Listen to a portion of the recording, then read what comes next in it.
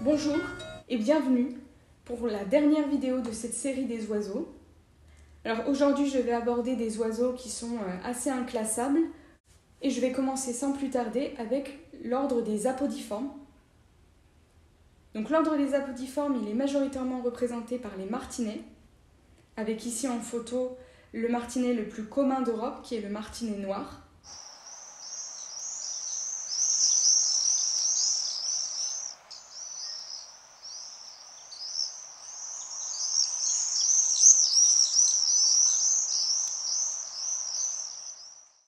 Donc les martinets, ce sont des oiseaux extraordinaires puisqu'ils passent la grande majorité de leur vie en l'air et dorment et se reproduisent dans les airs et ne se posent que pour nicher.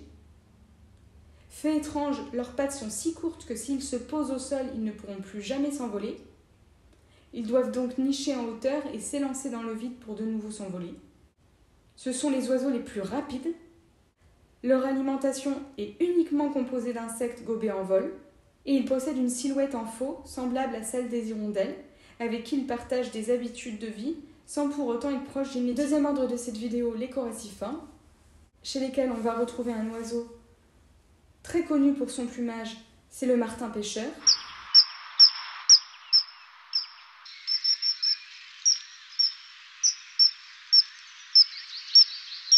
Coloré d'orange et de bleu. Sa queue est courte, et il possède un long bec effilé, tout noir chez le mâle, et avec une base rouge chez la femelle et les juvéniles. Il a l'habitude de voler très vite près de l'eau et est ainsi prêt à pêcher des petits poissons à la volée, d'où son nom de martin pêcheur. Il a l'habitude de pondre ses œufs dans un tunnel qu'il creuse dans la berge, et c'est un oiseau assez sédentaire qui se déplace dans le sud en hiver sans pour autant être migrateur. Il a un cousin, très rare, le martin chasseur, qui lui est essentiellement forestier, arboricole, avec un régime alimentaire composé d'insectes, et qui pond ses œufs dans un terrier. D'autres oiseaux composent l'ordre des coraciformes, avec notamment le guêpier d'Europe ou le relier d'Europe. Et puis un oiseau était avant classé avec les coraciformes, mais appartient aujourd'hui à l'ordre des bucérotiformes, c'est la huppe faciée.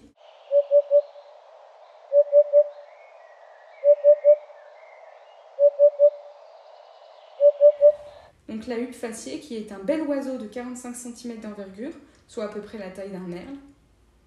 C'est un oiseau très reconnaissable, tricolore, dont le plumage est composé de noir, de blanc et de roux, et qui est coiffé d'une sorte de crête de plume, crête qui se redresse quand un élément de son environnement suscite son inquiétude. Son nom latin Upupa epops vient de son chant caractéristique, une sorte de houpoup. Côté régime alimentaire, la huppe faciée mange principalement des invertébrés et si elle est plus présente en Méditerranée, on retrouve aussi des huppes faciées dans l'ouest de la France.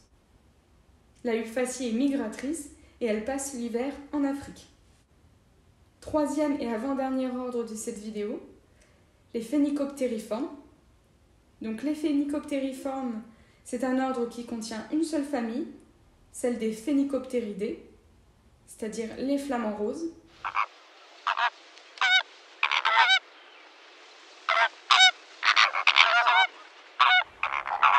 Donc les flamants roses, ce sont des oiseaux qui habitent préférentiellement auprès des salines et des lagunes. Ce sont des oiseaux nomades qui peuvent parcourir plusieurs kilomètres pour trouver un meilleur lieu où se nourrir. Ils possèdent un long cou qui est tendu en vol. Les mâles et les femelles ont la même apparence, excepté que les mâles sont plus grands que les femelles. Leur coloration est liée à leur alimentation, composée majoritairement d'algues et de crustacés. Crustacés qui contiennent souvent des bactéries produisant des pigments tels que les caroténoïdes, qui vont leur donner cette couleur rosée. D'ailleurs, les juvéniles qui n'ont pas encore ingéré tous ces pigments ont un plumage gris-blanc. Comme pour les bébés pigeons, les bébés flamants roses sont nourris pendant 2 mois grâce à un lait produit par les parents. Dernière information, le nid des flamants roses est fait de boue. Et enfin, dernier ordre de cette vidéo, les psittaciformes. Donc les psittaciformes, c'est un ordre majoritairement exotique.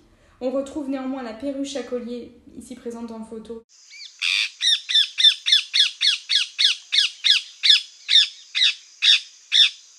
qui a été introduite en Europe où elle a rapidement colonisé les grandes villes.